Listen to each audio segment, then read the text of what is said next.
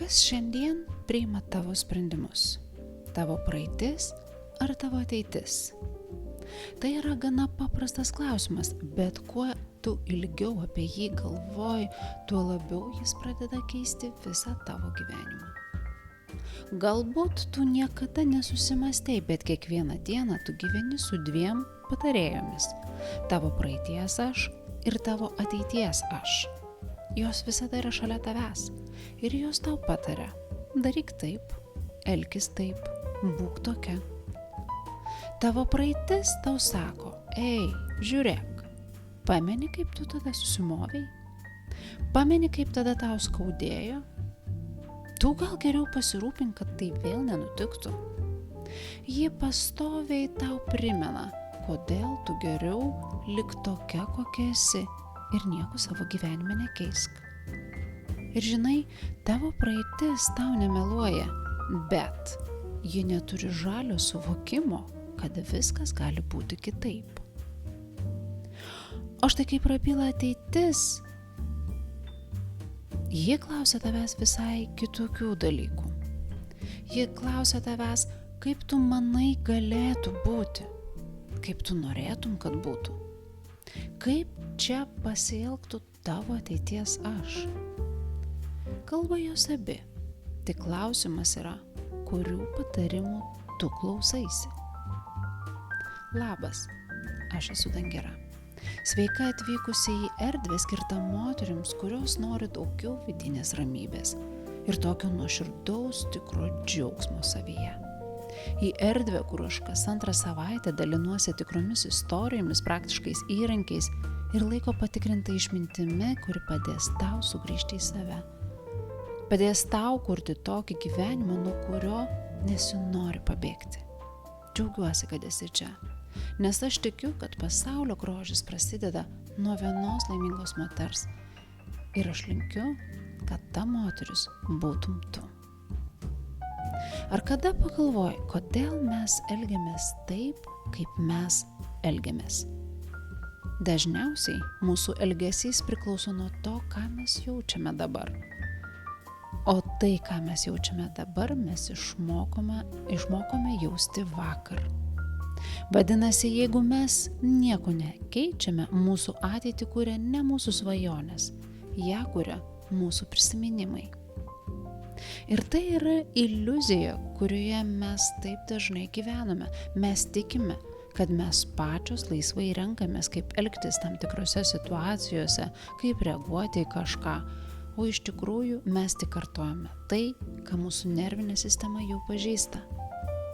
Šiandien mes tęsime paskutinio mūsų pokalbio temą apie tai, kaip būti savo ateitis. Nes tokį gyvenimą, kuriame mums yra gera gyventi, mes kuriame ne kažkokiais grandioziniais veiksmais, o mes jį kuriame diena iš dienos, savo mažais, kasdieniais pasirinkimais, kas mes esame ir kaip mes elgiamės. Dažniausiai mūsų elgesys eina autopilotu. Mes pabundame su tom pačiom mintim, su ta pačia vidinė būsena kaip ir vakar, ir mes elgiamės taip pat kaip vakar. Ir savo gyvenimą mes kuriame taip pat tokį patį, kaip vakar. Praeities neigti nereikia, ten mes galime rasti tikrai puikių patarimų savo, bet ji negali būti ir vienintelė patarėja, kaip mums eiti pirmyn. Ir šiandien aš noriu pakalbėti apie tavo vidinę būseną, iš kurios tu gyveni. Ir iš kurios tu priimi savo kasdienius paprastus sprendimus, kaip gyventi šią dieną, kaip būti, kaip elgtis. Aš noriu, kad tu pradėtum pastebėti tą savo vidinę būseną. Aš noriu, kad tu pastebėtum, ar tavo elgesys, tavo veiksmai yra tau labai gerai pažįstami, nes tu taip elgiesi jau 100 metų, ar į situacijas tu reaguoji automatiškai iš impulso, o jau po visko stebi, ką čia pridarei, ar tu pasirenki tai, kaip tu nori elgtis ir elgiesi būtent taip. Šis pokalbis nėra apie konkrečius sprendimus, ar apie tai, ką tu darai gerai ar blogai, tai yra apie tavo būseną. Būseną, iš kurios tu tuos sprendimus priimi ir iš kurios tu veiki, nes ta būsena yra labai svarbi. Nuo jos priklauso tavo gyvenimo kokybė.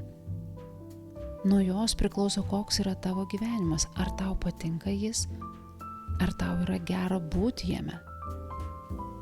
Ir aš tikiuosi, kad šio pokalbio pabaigoje tau bus aiškiau, kodėl tai yra taip svarbu. Ir tau bus įdomu pradėti priimti tokius sprendimus, kurie tau yra naudingi. Aš noriu tau duoti įrankių, kaip atskirti savo naudingus sprendimus. Ir šiandienos įrankis yra sąmoningai pasirinkti savo vidinę būseną, iš kurios tu renkiesi savo veiksmus. Ar tu renkiesi veikti iš savo praeities ar iš savo ateities? Kitaip sakant, šiandien mokysimės atskirti, ar tu renkiesi elgtis taip kaip visada, ar renkiesi elgtis taip, kad kurtum savo gyvenimą pagal savo planą. Pavyzdžiui, jeigu tau yra įprasta atidėlioti, tu pažadėjai savo kažką, o tada nusprendi, kad geriau tai padaryti kitą kartą. Praeity tu taip elgėsi daugybę kartų ir dabar tu jau esi prikaupusi savo pakankamai įrodymų, kad tu esi moteris, kuri atidėlioja. Tas veiksmas tau yra labai gerai pažįstamas ir įprastas, tai yra veiksmas iš praeities.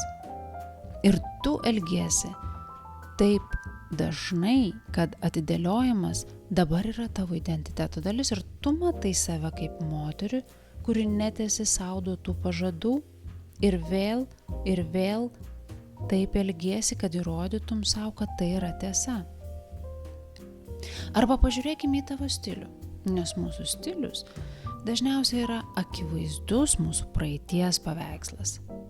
Dažnai moteris rengiasi taip, kaip rengiasi jau dešimtmečius. Tai yra vienintelis būdas, kaip ji mato save. Ir jai tai yra labai pažįstama. Ji visada taip daro ir daro toliau. Bet mūsų išvaizda atspindi mums tai, kas dedasi mūsų viduje. Ir jeigu mes renkamės elgtis taip, kaip visada, mūsų viduje taip pat dedasi tas pats kaip visada. Ir mes kursime savo tokį patį gyvenimą, kaip visada, tokį, koks jis buvo praeitėje. Todėl manau, kad čia nereikia būti mokslininkė, kad suprasti, kad jeigu tu nori sukurti kažką tai naujo, turėsi imtis kažko naujo. Turėsi imtis naujų veiksmų, šviežių veiksmų, kūrybingų, dar tau nepažįstamų veiksmų. Turėsi pradėti elgtis kažkaip kitaip, nei tau yra įprasta. Ir žinai ką? Tai, kas neįprasta, yra nepatogu. O mūsų protas yra tinginys. Jam nepatinka tai, kas yra neįprasta.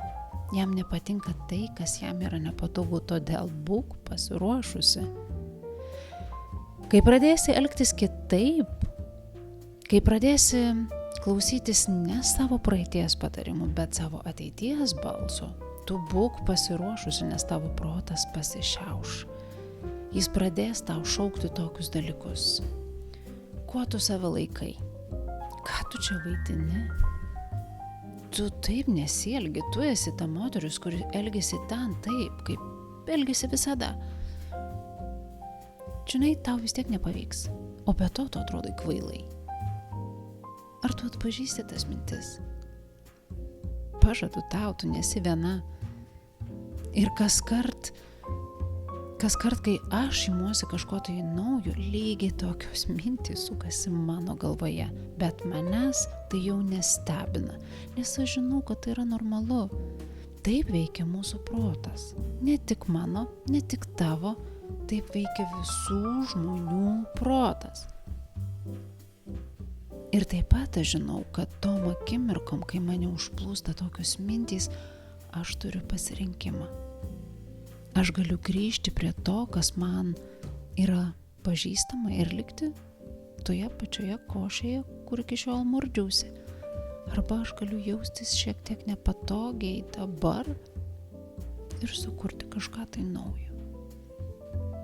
Ir čia aš noriu priminti, kad nebūtinai tai yra apie kažkokius grandiozinius planus, pokyčius ar svajones. Ir taip, ta pati taisyklė galioja ir dideliems planams, bet lygiai taip pat ji galioja mažiems kasdieniams sprendimams, kuo aš renkuosi būti. Bet aš tikiu, tai kaip tu darai vieną dalyką, taip tu darai ir visus dalykus. Tai kaip tu sieki mažų planų, lygiai taip tu sieki ir didelių. Ir jeigu tu apleidi save mažuose planuose, kaip tu gali tikėti, kad tau pavyks įgyvendinti didelius planus. Bet vidinį raumenį pradėk auginti nuo mažų planų, nuo mažų pažadų sau, nuo mažų pažadų, kuriuos tu tęsi. Pavyzdžiui, aš noriu likti sveika ir pilna energijos, man tai yra svarbu.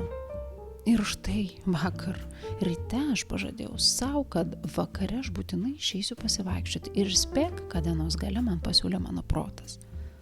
Oi, tau nebūtina kažkur eiti dabar, lauke lyja. Geriau rytoj išeisi. Taip, rytoj tikrai bus geriau. Ir taip, atidėliojimas man yra tikrai nesvetimas. Ir aš taip elgiuosi.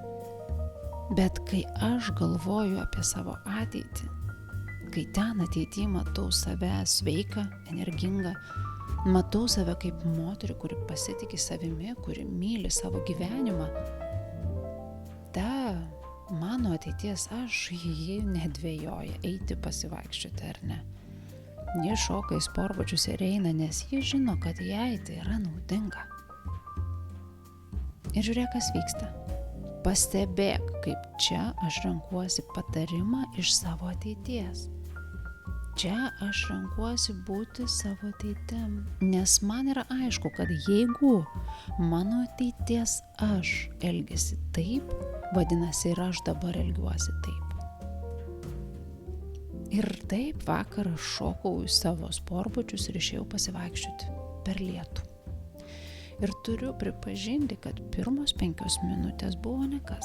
Lietus pylė kaip reikiant, o mano galvoje sukosi daugybė kitų dalykų, kuriuos dabar būčiau daug mieliau veikusi. O čia va aš prisižadėjau savo tokių visokių nesąmonių. Bet spėk, kas nutiko po 5 minučių. Žinai, aš prisiminiau, kad šiaip jau vaikščioti per lietų man patinka. Man patinka jausti lietų ant veido ir visai šalta nėra ir miškas taip skaniai kvepia ir staiga mano energija visai pasikeitė. Aš galėjau dar eiti ir tuo metu aš didžiavausi savimi. Aš mylėjau save už tai, kad aš gerbiu save ir tęsiu sau duotus pažadus. Ir taip, tai yra paprasti maži dalykai, paprasti maži pažadai, bet meilė savo ir prasideda nuo mažų dalykų. Ji susideda iš mažų dalykų, iš to, kaip mes su savimi elgiamės kasdien. Ir pasitikėjimas savimi ateina iš to, kad mes darome tai, ką mes pažadame savo, kad darysime. Nes kaipgi aš galiu tikėtis, kad aš pasitikėsiu savimi dideliuose dalykuose, kai apleidžiu save mažuose, kasdieniuose dalykuose. Ir šitame pavyzdyje labai gerai matosi dar vienas dalykas. Tokiu savo elgesiu aš nepasidaviau savo praeities įpročiams ir aš elgiausi taip, kaip elgtųsi mano ateities aš. Aš neleidau savo užstrigti. Aš nukreipiau save link savo ateities, kurioje aš esu energinga ir tikiu savimi. Ir žinai ką?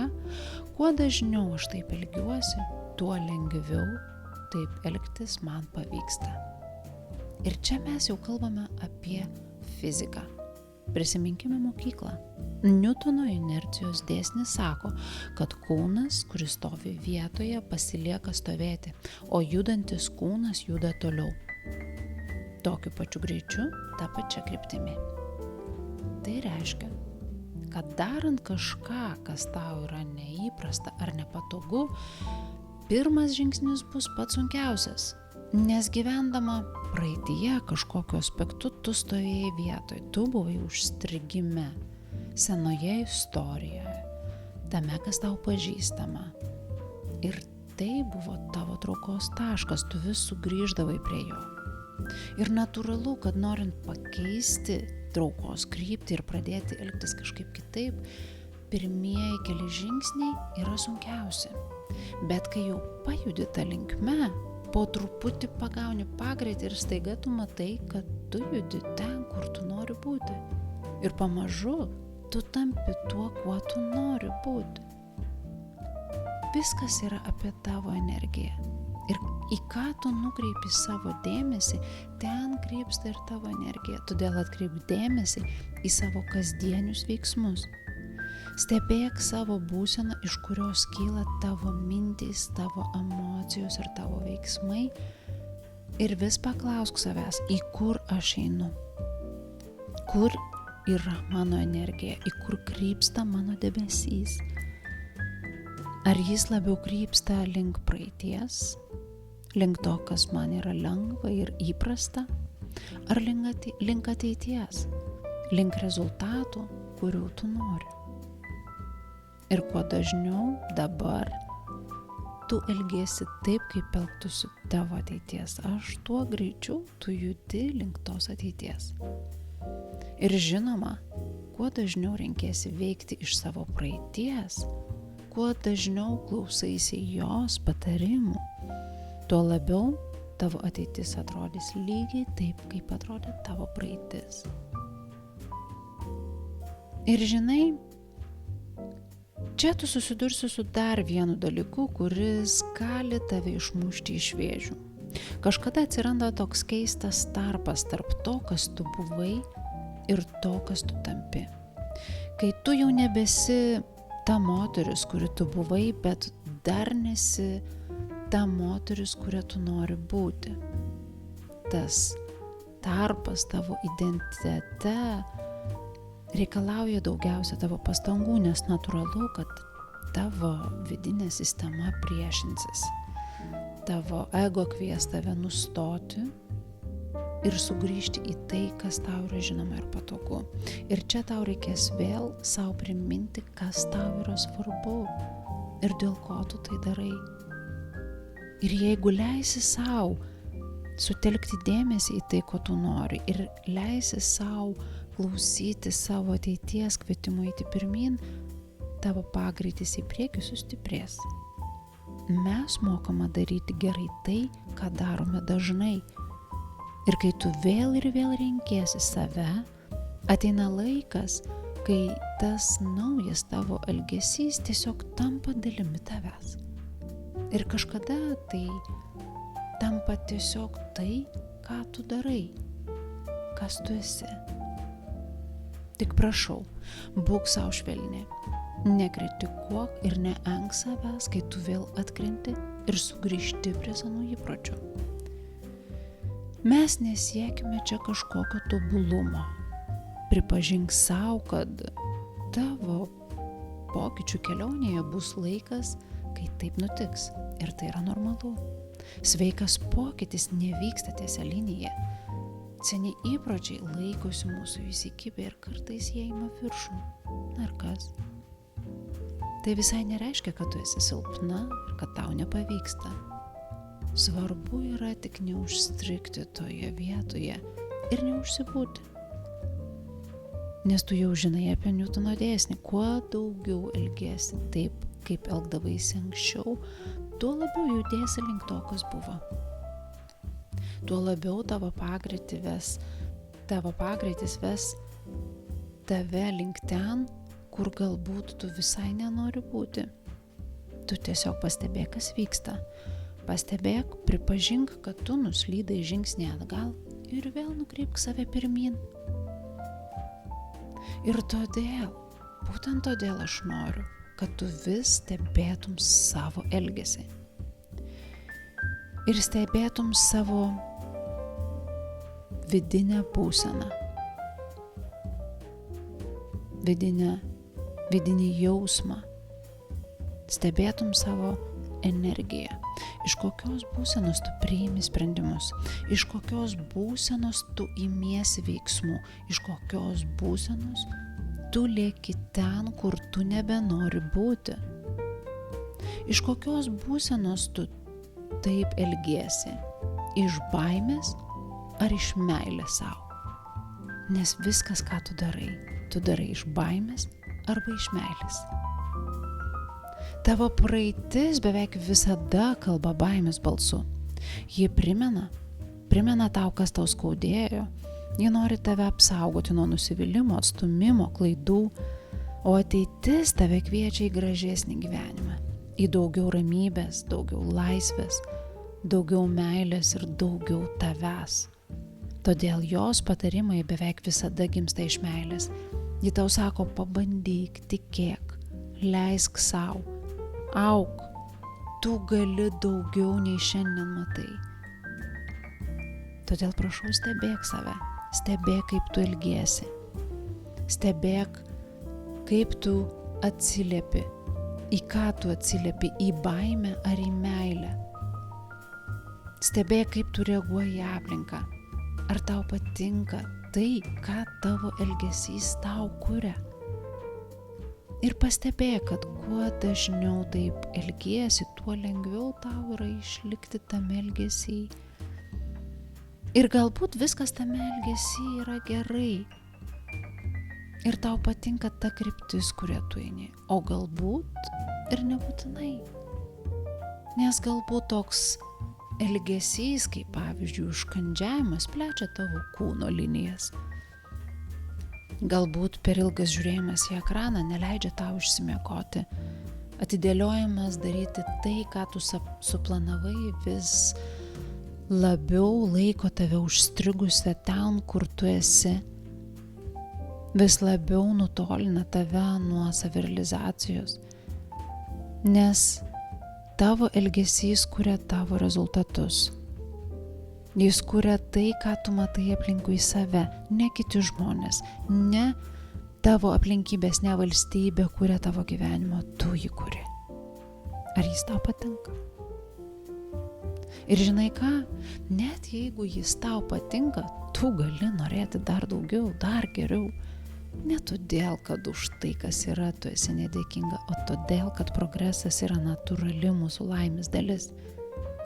Jeigu tu esi gyvenimo vietoje, kada kas ryt pabundi su mintimi, kad tu visai nenori, kad ši diena prasidėtų, kad tu pavargai nuo to, kas yra, susijimk, mieloji, ir nustok laukti, kol kas nors išgelbės tave. Neišgelbės. Niekas tavęs neišgelbės, nes visi kiti yra užsiėmę tuo, kad jie gelbėja save. Arba jie tik krapšto nosį ir patys laukia, kol kas nors juos išgelbės.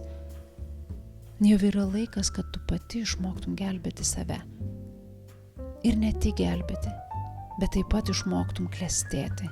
Išmoktum, ką reiškia sėkmė, ką reiškia gyventi gyvenimą, nuo kurio tu nenori pabėgti. Ir tai nėra taip labai sudėtinga, kaip tai gali atrodyti. Sunkiausia pokyčio dalis yra tiesiog sustoti ir sąmoningai pasirinkti elgtis kitaip, nei elgeisi iki šiol. Iš pradžių bus nepatogu, bet tik todėl, kad tu esi įpratusi stabdyti save ir savo energiją nukreipinė ta linkme, kur tu nori būti. Aš noriu, kad tu per savo dieną sąmoningai ieškotum galimybių, kur tu gali elgtis kitaip. Elgtis taip, kad tavo energija būtų nukreipta į priekį, ta linkme, kur tu nori būti, kur tau yra gera būti, kur tu nori eiti. Rask būdų elgtis taip, kad tavo elgesys kurtų rezultatus, kuriais tu gali džiaugtis, o gal netgi didžiuotis. Išmoktų tokių galimybių, išmok ieškoti tokių galimybių tam, kad išjudintum savo energiją ir nukreiptum ją tą linkme. Ir tokia galimybė tau atsiranda kas kart, kai tave kas nors sutrigerina, kai suerzina tave. Sakykime, tavo vaikai išdykauja, tu supyksti ir tu sureaguoji. Ir galbūt tavo reakcija yra tokia, kurią tu visai nesididžiuoji. Ir štai tu pradedi gailėti savo elgesiu. Pirmas žingsnis čia yra būti savo švelni. Mūsų reakcijos kartais tiesiog sprogsta ir aišku, būtų mieliau, jeigu mes galėtume susivaldyti iki tos reakcijos, bet mes visi esame žmonės. Įvyko, tai jau įvyko ir nėra ko čia dabar save plakti. Ir šiaip jau saviplaka vis tiek čia nieko nepadės. Aš garantuoju tau, kad lygiai taip pat kaip agresija prieš kitus, taip ir agresija prieš save tavo elgesio nepakeis. Agresija tik kuria dar daugiau agresijos. Bet vietoje saviplakos tu tiesiog stabtelk ir su švelnumu savęs paklausk, kaip šioje situacijoje elgiasi mano ateities aš. Tas vienas stebuklingas, paprastas klausimas. Kaip šioje situacijoje elgiasi mano ateities aš. Pagalvok apie tai ir mintimis pasitreniruok. Pasakyk savo, vaikai yra vaikai. Jie triukšmauja, tai yra ką jie daro. Ir kai kitą kartą aš dėl to supyksiu, aš elgsiuosi šitaip ir šitaip. Ir kitą kartą padaryk taip. Tik vieną kartą. Padaryk tai vieną kartą ir stebėk save. Kaip tu jautiesi? Pasimėgauk tuo jausmu, kad tau pavyko. Ir prisimink, kad tai nėra vien tik šiaip sau geras jausmas. Tu ne tik sustabdei nepageidautiną savo elgesį, bet tu taip pat savo energiją nukreipi į ateitį. Į tokią ateitį, kokios tu nori. Ir tada tavo darbas yra tai daryti vėl ir vėl ir vėl, kol tu į tą situaciją pradėsi reaguoti taip, kaip tu nori savaime, be jokių pastangų, tiesiog todėl, kad tu dabar esi moteris, kuri taip elgiasi. Moteris, kuri renkasi meilę. Kita puikia vieta treniruotis yra tavo spinta.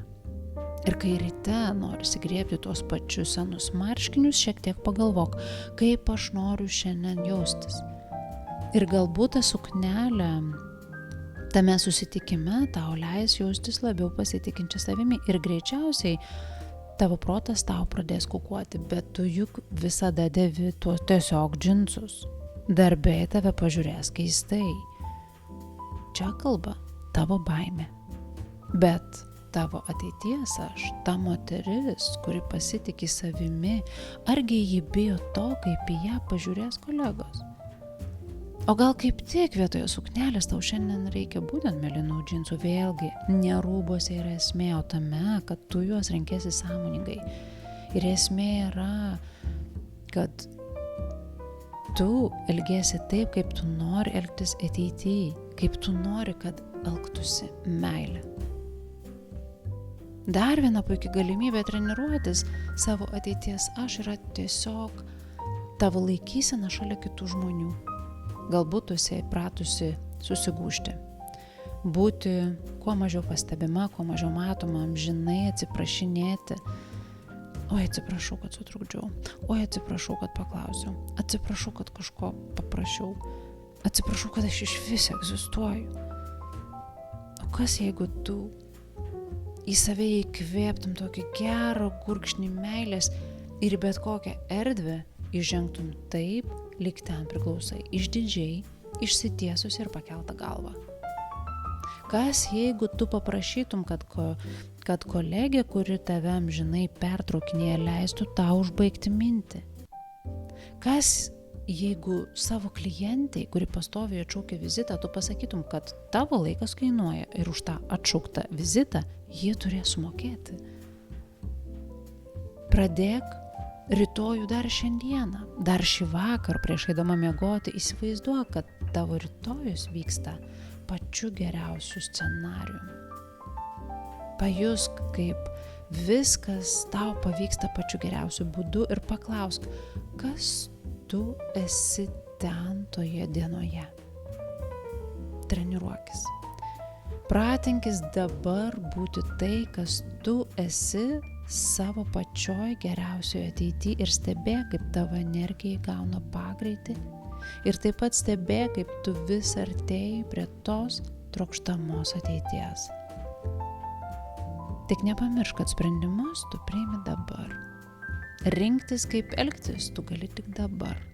Savo elgesio praeitį tu negali pakeisti, o tavo elgesys ateityje priklauso nuo tavo elgesio šiandien. Taip, miela mano, tu renkiesi, tu visada renkiesi, tik ar tu renkiesi tai, kas tau yra patogu, ar tai, kas tau yra naudinga. Jeigu tu manęs paklaustum, aš visada sakyčiau, rinkis tai, kas tau yra naudinga, rinkis tai, kas kuria geresnį jausmą ryt, net jeigu dabar tai yra nepatogu. Nes kai vietoje vakar tu pradedi rinktis rytojų, nutinka nuostabus dalykas. Tu pradedi didžiuoti savimi. Net mažais, paprastais, kasdieniais pasiekimais tu pradedi didžiuotis. Ir tu nustoji jaustis kaip gyvenimo auka. Aukos vaidmuo tau tampa visiškai nebeįdomus, nes tu pradedi vėl jausti save. Tu pradedi jausti, kad tu turi ašį. Ir kai tik tu nuo tos ašies nukrypsti, tu nori vėl sugrįžti į ją, nes tai jaučiasi kaip namai. Tai jaučiasi taip gerai, nes tu esi savo namų kūrėja, tu esi savo sėkmės ar savo laimės kūrėja. Ir toje būsenoje tu esi pilna gyvenimo. Tai yra meilės būsena. Ir tada tu vėl nori dalintis, nes tas gėris tau tiesiog liejasi per kraštus. Taigi tau ir dėl tavęs aš noriu, kad tu atkreiptum dėmesį į savo pačios elgesį. Pirmas žingsnis yra tikras sąmoningumas. Todėl stebėk save, stebėk, ką tu darai, kaip tu reaguoji. Nes jei tavo elgesys yra toks pat ir toks pat, tau belieka tik stebėti ir klausinėti savęs, kodėl tavo gyvenime niekas nesikeičia. Kodėl yra taip, kaip yra? Kodėl man taip nutiko? O kas būtų, jei karts nuo karto į savo gyvenimą tu įterptum kažką naujo ir pasielgtum šiek tiek kitaip? Įsivaizduok, kas galėtų nutikti tada. Gal tavo svajonės nustotų būti vien tik svajonės. Planai nustotų būti vien tik planai. Kažkas tikrai nutiktų. Ir galbūt nutiktų kažkas nuostabaus. Tokio nuostabaus, apie ką tu niekada net nesvajoji. Nustebink save. Nustebink ir stebėk, kaip gyvenimas dar labiau nustebins tave. Apkabinu tave. Iki kito susiklausimo. Su meile, Dangira.